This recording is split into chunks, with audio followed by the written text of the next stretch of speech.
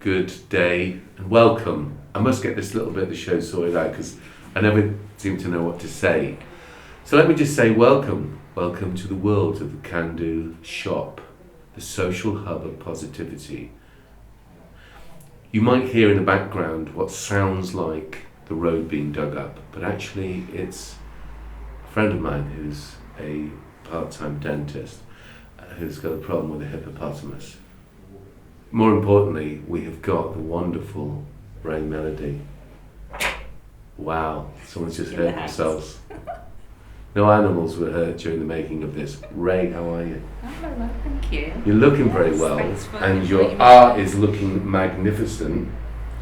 We have actually got one of your pieces down at the shop, the unit down in Emery Gate, as it is at the moment. How have you been getting on during this tremendous, turbulent time? The roller coaster of lockdown. Yeah. There's no quick answer to that one. It's just been up and down, and I suppose it has for most people. At first I kind of embraced it because I work from home and I just thought, oh, this is going to be fine. I'm an only child, I can cope with this. I've had lots of training and sort of threw myself into my artwork really. But then things happen along the way, you've got kids to keep them going, keep them upbeat. I went through, someone very close to me died as well last year, which was very unexpected. So yeah, it's been a real mixture of ups and downs. I'm a pretty positive person in general.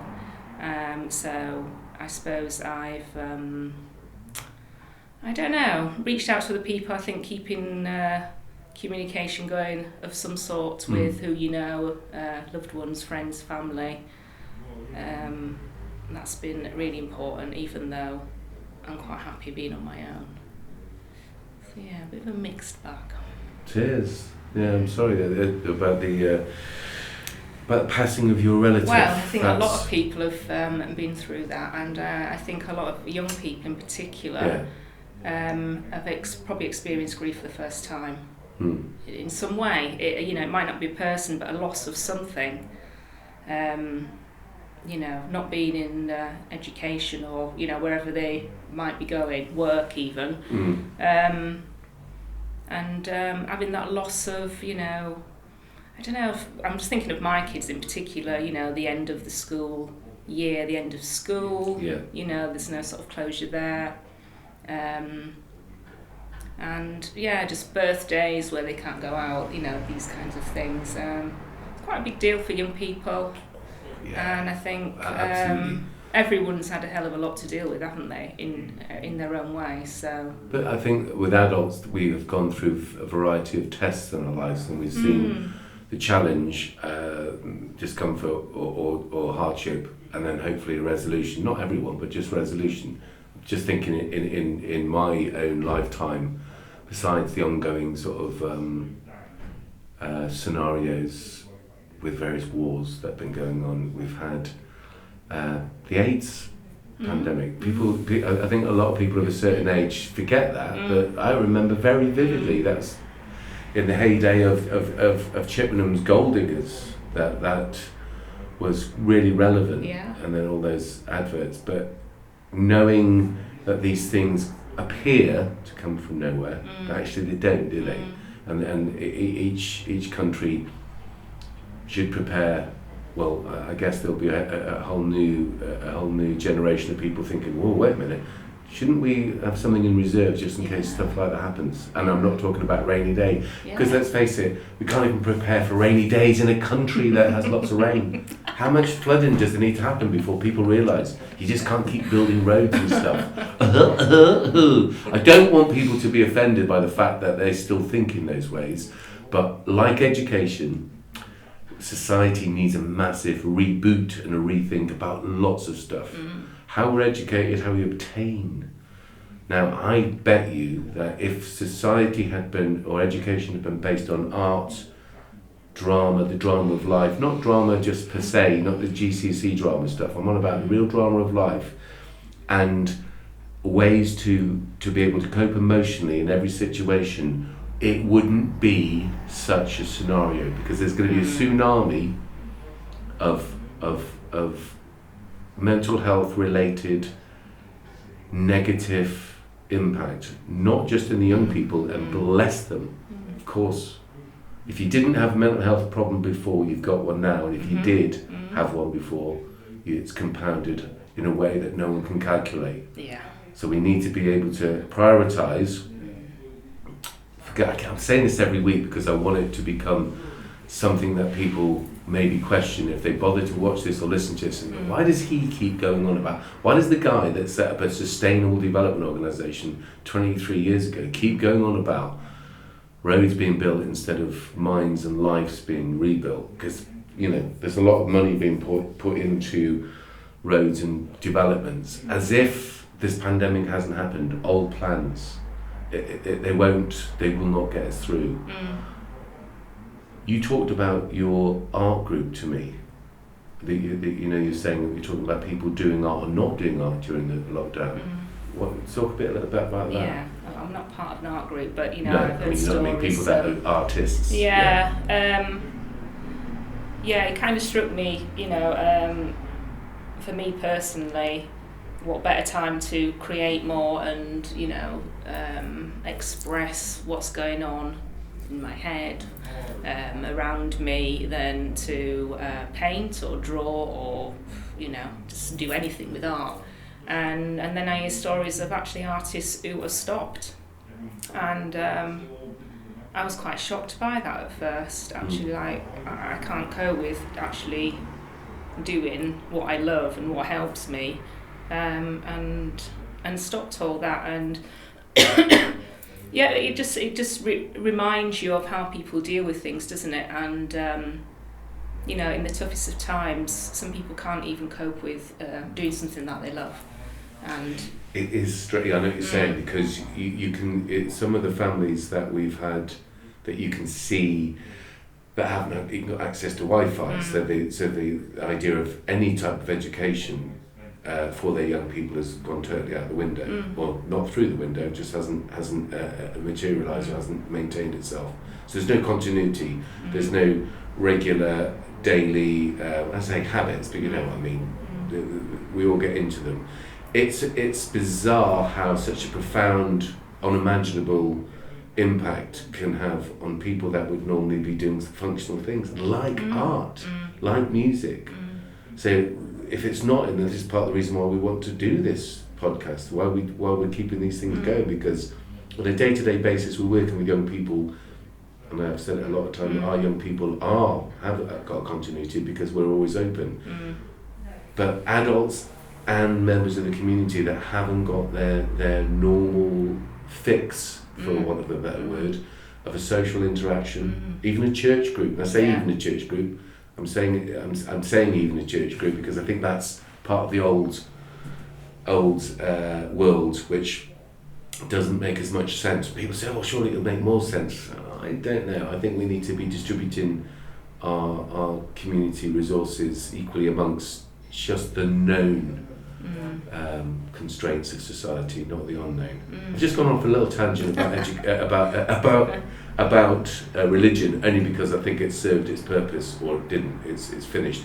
Community, however, and what we're going to need to do to pick up after this isn't going to be down to people belonging to a certain club, political party, or whatever. It's about us equally understanding how much potential emotional damage there's been done. Yeah. And how we're going to come back from that. Well, I know I seem to have heard something about you becoming a rather marvellous expert when it comes to cocktails. This is another part of your solution. How's that come about? It's not helping, is it? Quite interesting though. You can make non-alcoholic ones, can't you? Really? Wow, with that face you can't, unfortunately. You can. What I'm saying is cooking, healthy, and I'm sure that the impact, bizarrely, of people drinking, and I've done enough of that over this pandemic. Way too much, definitely. Yes, definitely. In the early stages when no one knew really what was happening, you didn't know what to believe, and you looked at the government not responding adequately and on time, it was very concerning. But besides cocktails, what would you say are the little life hacks that you'd use to get through these? Hacks. Have you done this, by the way, during this lockdown, or has this been? Yes, I have actually. Now, there you go. So aside from cocktail making, which was something that happened. It's beautiful. My eldest daughter was 18 a few weeks ago, and not able to do all the things that we were able to do when we were 18. Yeah. She had to settle for cocktails at home with family, but it went down well, and so. My partner's eldest daughter was 18 yesterday, so we did the same, So I just made it here today. The skin of my teeth. But actually being creative, making the best of the situation is a life hack, isn't it? In reality, I know you've done cocktails, you've just sat there and drunk vodka, have you? You've actually been quite imaginative and creative about it. And isn't that the underlying thing that we're talking about? Creativity is a way to build our resilience, to be a creative problem solver.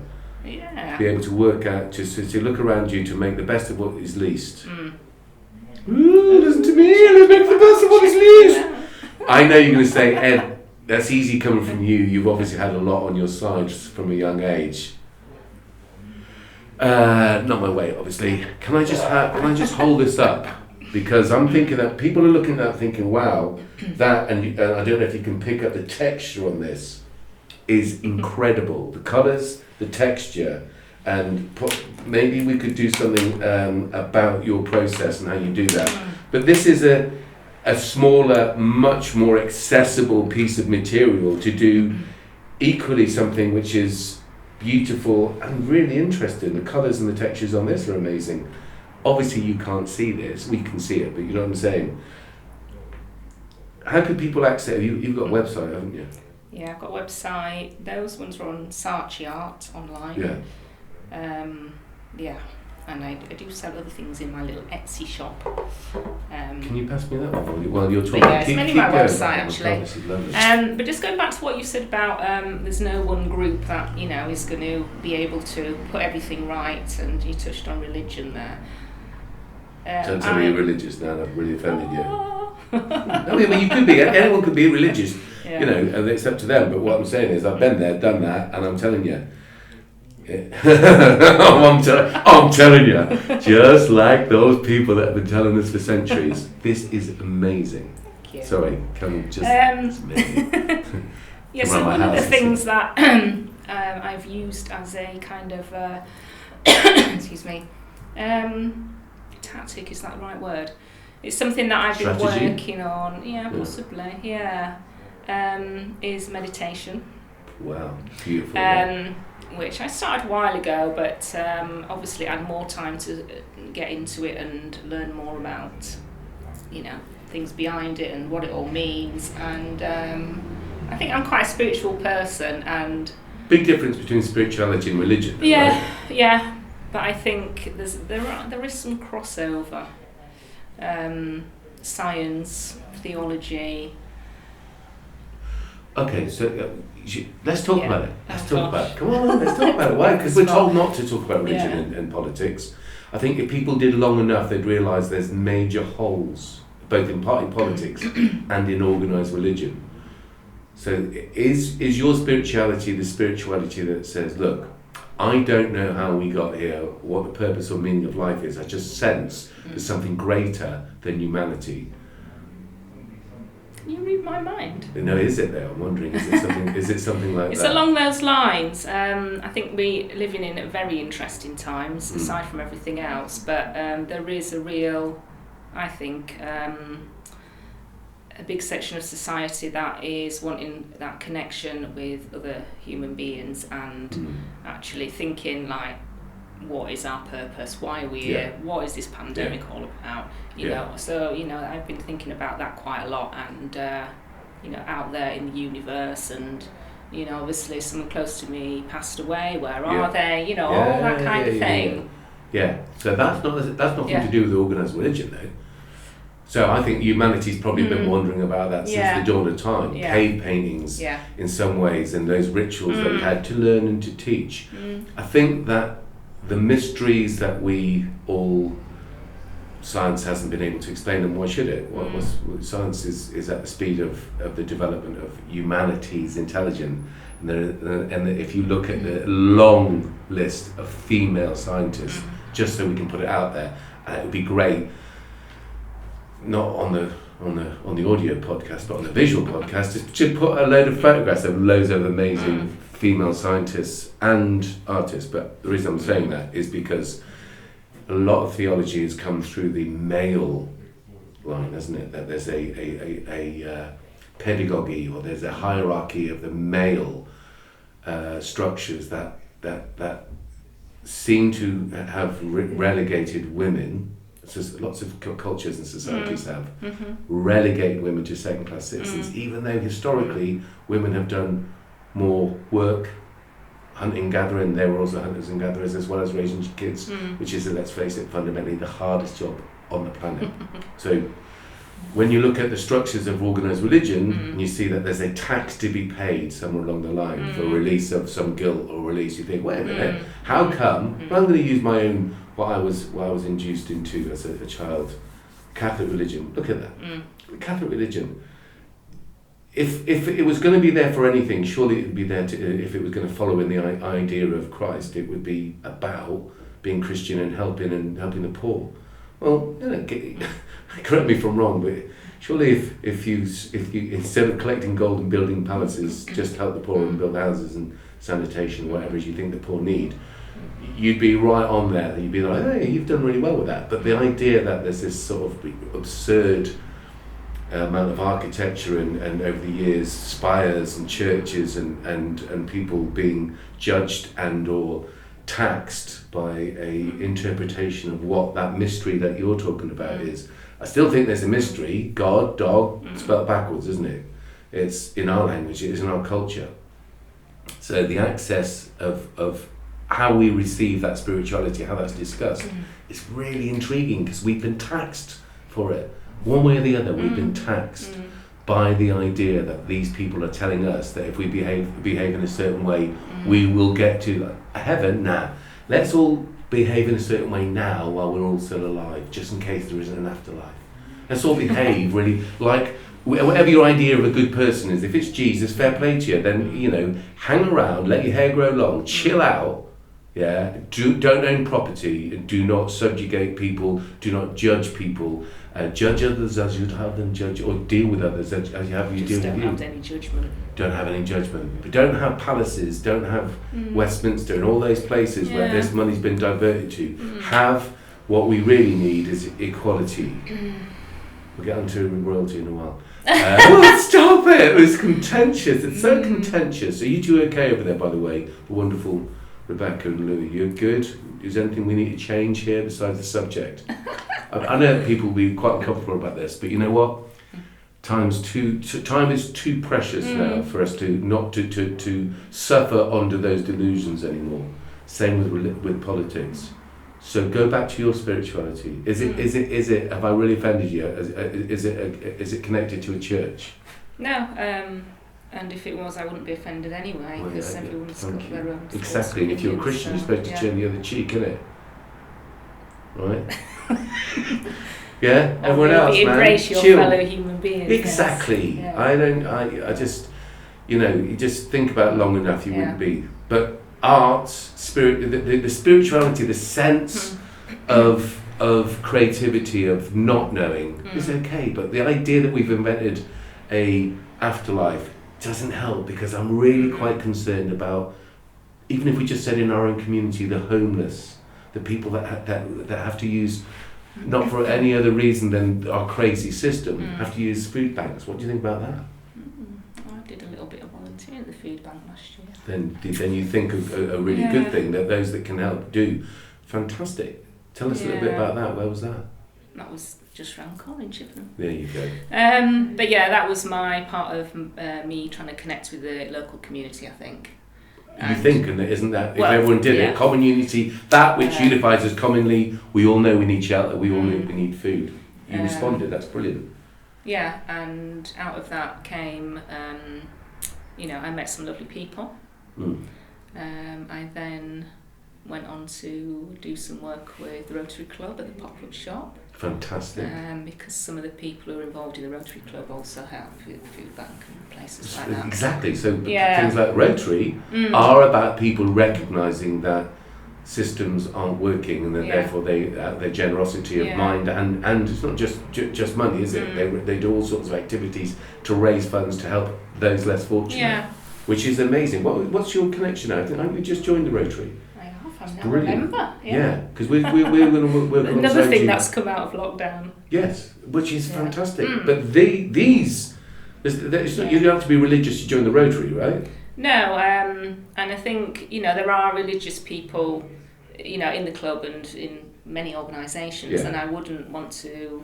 I think people were saying I'm not into organised religion. That's up to people what they want to do. Yeah. Of course, I'm definitely saying that though. And just to make this totally clear, Rae Melody, the wonderful human being who's spiritual, goes and does what we all need to do, is help those in most need, right? And you also part of the Rotary, which are a fabulous organisation.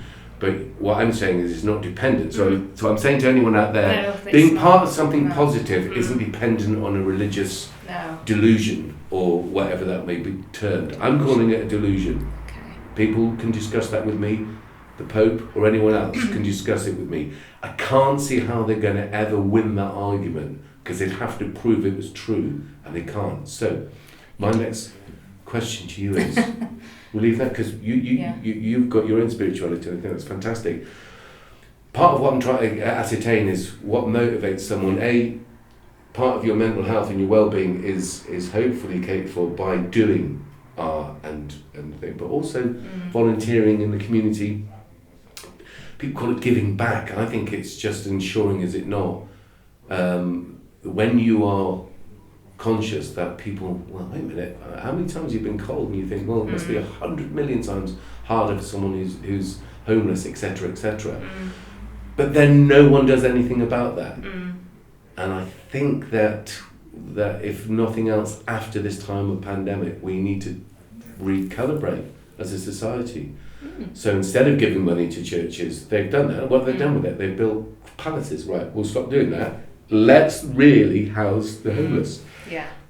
Let's make real priorities our priorities. Do you think religion's changing though? When I think of how I was brought up, and my mum's family, Catholic, Irish Catholic, like yours. Absolutely. And thank God, right? Because they wouldn't have had 10 kids and I wouldn't have been born. And there's people out there saying, I wish he hadn't. Oh, I wish there hadn't been Irish Catholics. My mum was also the youngest of 10. Yeah. Or 9.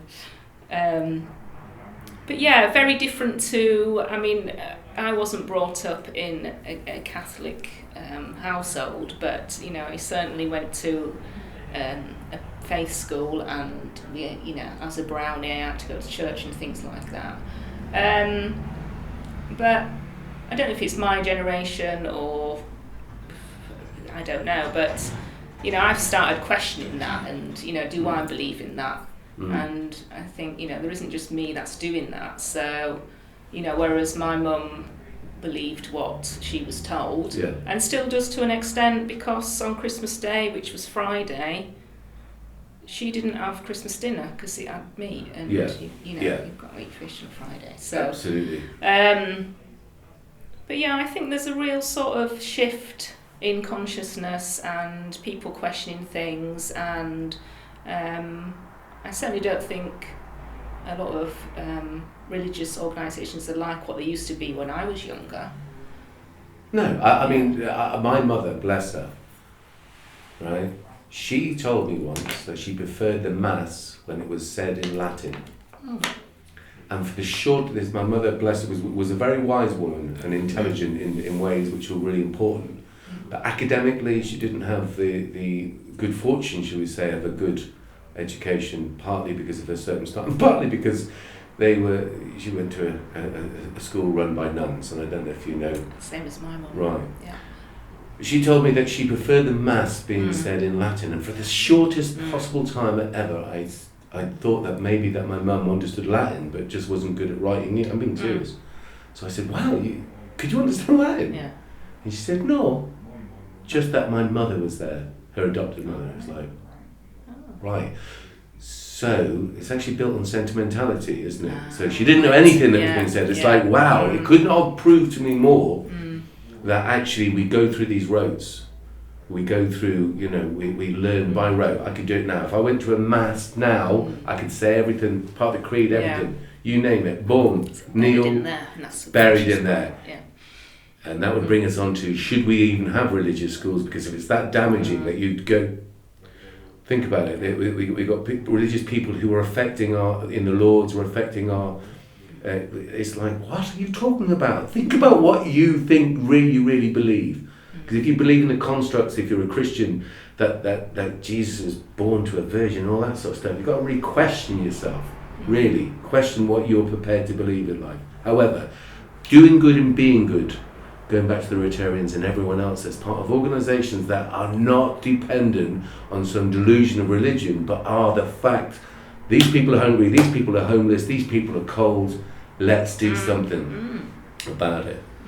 Now, you've helped us in this way before, haven't you? You've helped us do the painting that we, when we did the lovely project with the Harbour Project in Swindon, and we had the wonderful Melanie C. Wasn't that great? Wasn't it? That night in London. Yeah. See?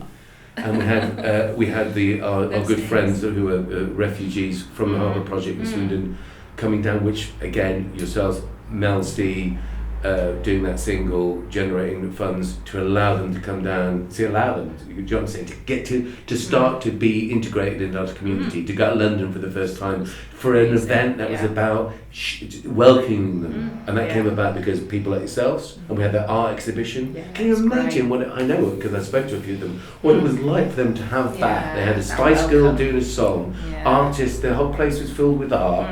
We've still got that now, so you're using what you can do, and I think this is about community. Yeah, there's a guy outside using his horn as if it was a musical instrument going down that hill, and I want to say, well done. I'm not sure that was good. It said something about me being fat, and I'm not happy about that. Right, we'll talk about that later. We need to talk about that. We will have to talk about it. I remember back in the day when we met, when we were working at Springfield, and I was doing. Part of the project I was doing there was about refugees. In fact, we just started planning it. We'd started planning it, we'd started planning that project. And I said to two of the lads in the school, what would they do? Because they would go, wait a minute, you're helping these refugees, they're coming over here, they're taking our jobs. No, I think you've got that slightly confused there. Refugee, and started to explain the whole idea of what a refugee was. So to make it kind of experiential as much as you can in this context for these two lads, I said, what would happen if your house was being bombed? And he said, well, we come to school, because of course it's a residential school, isn't it? Yeah. I said, okay. What happens if the school was being bombed? He said, oh, whatever. So what happens if everywhere between the school, your home and the school was being bombed and shot and stuff? And without blinking, one said, I go to France. And the other said, I go to Germany. I said, well, that's all they're doing, isn't it? They're just getting out of the way of harm, coming over there and bless them. And just went, all right. Yeah. Now, your art, we went and we did a similar project because of that project down in Cornwall with a local sort of group to get them thinking, what would happen if a refugee came ashore on their local beautiful near Rock, near where is it, Weybridge or whatever in Cornwall. Again, they went through the whole process. Art exploring the issues. So we did it. We made a film with them about someone being washed up on the shore. I think I've seen it. Yeah. So the art is interesting. It stimulates ideas and thoughts and responses, hopefully positive ones, not always, because art's been used as propaganda, isn't it? Art, if you think about it, has been used to get people to believe in religion, wasn't it? Well, do you know what I mean? Put the fear of God into the uneducated with all that amazing architecture made by local people. Churches. Michelangelo, apart from being a great artist, what was his reputation besides that? He was an outcast in that society. Was he not a alcoholic? I think he was also homosexual. From at the time, that was considered that. But because he was such a fantastic artist, the morals or whatever of the day were overlooked so that they could use him to inspire awe into people. Imagine this, that the natural world isn't enough for us to be filled with wonderment. You'd have to come into a man-made construct with some paintings on the ceiling to believe that God existed. Ladies and gentlemen, is that a paradox or irony? I'm not sure because I'm not that well educated. So, going from now, besides joining the Rotarians, which is a fantastic thing, what other things are you doing to support the community? You wonderful being, you Ray. You wonderful. You Ray of Hope. Talk about the hope. The Hope Springs Eternal in Malmesbury. George Davis, mate. I know. Did you see it? Did you see it? I listened Amazing. To it. It's fantastic. Yeah, it's great. Him and Krista and the whole community of Malmesbury. Well done, everyone there. It's fantastic. When I hear stories like that of, because often when you work in education, you don't always hear what happens to the children afterwards, and that really makes me feel happy when I hear wonderful stories like that. Absolutely. Yeah. And he did the lighting at the Melanie C concert that she did for us. That's beautiful, isn't it? What are you going to do? What other things you've got planned besides this wonderful art? People can check out Ray's website and all sorts of contacts which we'll put on here. I am going to be doing some work with a gallery in Bristol around improving their provision for, I think it's just initially to start with, it's for autistic children, but that's going to be for all, accessible for all, adults with learning difficulties or special needs or whatever it may be. So that's that might go on for, I think it's like a 12-month thing, 18-month thing. And with that, I am going to be working with a school that I used to work at in Bristol, Venturers Academy. With the wonderful Tristan. Yes. Oh, wow. Yeah. That's amazing. The children don't know this yet. They probably will see this anyway. Are you joking? This is really popular. Amongst the young folks. There are loads of bitterness. Old people talking rubbish about stuff they don't care about. We're going to get young people on here. Yeah, they're going to have this equal say. They're going to get on here and talk about the youth service. They're going to talk about what used to be the Bridge Centre, the roundabout that's been created by our local councillor. Nice one, thank you. Good car park. No, it's not though, is it? It's a bad car park. Can't even get a car park wrong. Are you joking? Please don't get me started. But I want everyone just to remember which councillor it was that got that disappeared. Imagine that as your legacy. And here we have nothing. Thank you, good luck. You should put a plaque there. A plaque to the councillor that got the Bridge Centre destroyed. Carry on, sorry darling. Yes, isn't it? Inspiring. Great. Yeah. And you worked with some of these, by the way. You helped one of our young people do that. And that was in a exhibition. Can you remember? Oh, yes. Sorry, this is going off. This doesn't work for a podcast or a visual thing. We're going into memory now. We'd have to have a flashback created in a mind, yeah? But we brought a young person from Candu Arts who was doing our alternative education project to an exhibition that Ray was holding with a group of artists in Swindon. Yes. And within X amount of time she was coming in doing workshops with our young people, and within a very short space of time that young person who had come to her first ever gallery exhibition in Swindon because of you, Ray, then did your thing and had her own art displayed in that gallery and a few more since. I thank you. I don't need no religion to say I'm grateful. Why did I do that then? What's that about? Yeah. What is that? That's everything. It's embedded in your Is it? Is that Roman Catholic or Irish Catholic? It's a big difference. Is it? Is it there? Or is it me just putting my hands together? Yeah. But I think this is more. Like Namaste. Yeah, Namaste. Why can't it be that? Why does it have to be anything? But it's that. But no, real gratitude. Yeah, the girls were making great, a difference when we were doing that. Yeah, absolutely. Screen printing, making a mess. Yeah. Yeah, I left my mark, I'm sure. You have. We have spent every waking hour thinking, how will we ever get that rug clean that Rae Melody has ruined? And there's no answers to that. Thank you, Louis, for doing a little dance at least. At least she's doing a dance. Rebecca's just got contempt in her eyes and in a mask. Have you made any arty masks? Have you done anything? No, I don't want you to. I'm just saying. I hate all that. Don't be. My mum has made me some lovely. Is this for sale, by the way? Yeah. Do you want to buy it? Yeah, how much is it? Should do your deal. Yeah. I'm serious. This is unbelievable. All right, I'm going to tell you what. I tell you what. Yeah, we'll talk. Do me a deal. No, seriously. I might auction it. I might not. I don't know what I'm going to do there, but I do want it. And we've got stuff for yours that I actually know, of course. We bought it, didn't we? No, it was a gift. Oh, it was a gift. Hey, be nice, everyone. You get a gift. What are you going to do? The first thing you want to do after the lockdown's finished, after the pandemic's gone? We'll travel. I'm really missing travelling. I'm actually learning Spanish. Attempt to learn Spanish. That's another thing I'm doing. Yeah. Just aimlessly travelling, or why don't you do one of our projects? No, it's not aimlessly. No, my best Why friend. don't you represent the Rotarians when we do that trip to Ghana that we're doing with our locality? Yeah, well, if the Rotarians Or out there, are happy Rotarians with listening, that, going, yeah. what's going on here? Who is this guy? Why is he making up projects for the Rotarians? Because we want to get young people involved with the Rotarians. We want to get involved in as as many many a youth. There you go. So why can't we build? There is a youth part of Rotaract, I think it's called. There you go. Yeah. So why can't we develop that? And same thing with the greens, the green, what do you call it, bowling up at the Monkton Park. Fantastic. I want to get more people involved in that.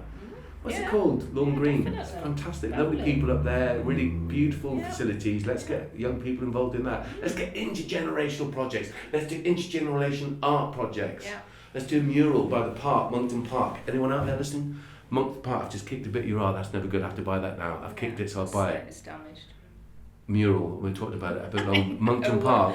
Monkton Park. Yes. Not Monkton Park, John Cole's Park, by the thing, or that walk, you know, the thing. Anyway, We've got anything you want to got say? big plans, haven't we? But you know, it's... Yeah, some of them are that's on a hold, whole- some of them are that's a going whole together. fire, but they're We've still done a there. few. They're still there. You've helped us do a few, and we're going to do some more. Yeah. Besides travelling, anything else that you're going to do? What you want to do? Just travel. Just travel. It's just not going to see you. No, my best friend lives in Colombia. She's just gone back. She was here for a while, and I took my kids a couple of years ago, and we spent a bit of time traveling around. But I mean, South America is just a stunning part of the world. And I want to explore it a bit more. Fair play. Have you ever done this? Have you ever gone to your friend in Colombo and done an impersonation of Colombo? No. Colombia, isn't it? The country's called Colombia. Sorry. She's great at doing impressions. Just one more thing. Yeah. And then you say something Spanish. Yeah. Just one more thing. That used to be great, didn't it? That. Yeah, but I was love that? Did anyone get that? I think, Peter Falk? I think they're way too young. Just one more thing about your country, Colombia. You ever done that? I'm not good at stuff like No, that. me neither. No. She Yeah. I'll stick to painting. was only 26 years old. Ladies and gentlemen, I give you Frank Stancer. Anything else you want to say before we go? People can contact you through your website, through everything else, and through us. We've also got some of your art exhibition at the S.H.O.P, Social Hub of Positivity in Every Gate. And I'm going to go into negotiations. The next time you see this piece of art will be on one of my videos in my house. Unless it's really expensive, in which case the next time you see this lady, she'll have a bruise. Stop it! That's just wrong! Thank you so much for everything you do for us, everything you do in the community, and we wish you well on your travels, i.e. that it all gets freed up soon and people can do the thing that they need to do. But let's think about the environment, shall we? No more roads and no more destruction of the... But embrace the time we have now. Totally. There's been lots of precious moments in lockdown. I agree. With loved ones, so Well said. Yeah. Well, to be fair, you have been making art and making cocktails, so you've been having a right old crack, haven't you? Yeah, I'd invite everyone round, but I can't. You can't. That's the sort of public spirited person you are. Yeah. And for that, I want to say, and on behalf of my liver, Rae Take Melody, a break. thank you, and we'll see you again. Thank you very much.